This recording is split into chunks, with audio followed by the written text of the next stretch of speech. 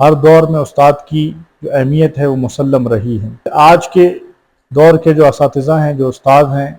ان کے اندر 3 ایسی اہم چیزیں ہیں جن کا ہونا بہت زیادہ ضروری ہے۔ اگرچہ اور بھی بہت ساری چیزیں ہیں لیکن 3 چیزیں بہت زیادہ اہمیت کی حامل ہیں۔ سب سے پہلی چیز جو ہے وہ یہ کہ استاد صرف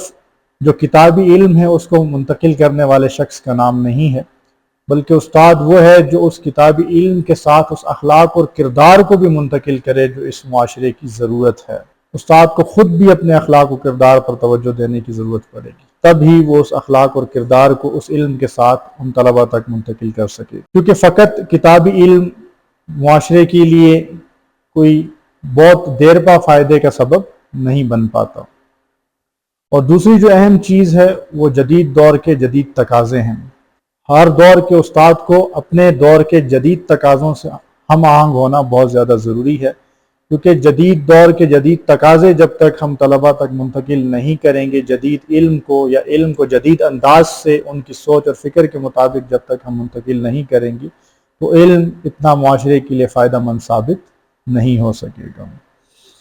اسی طرح سے جو تیسری چیز ہے وہ بھی انتہائی اہمیت کی حامل ہے،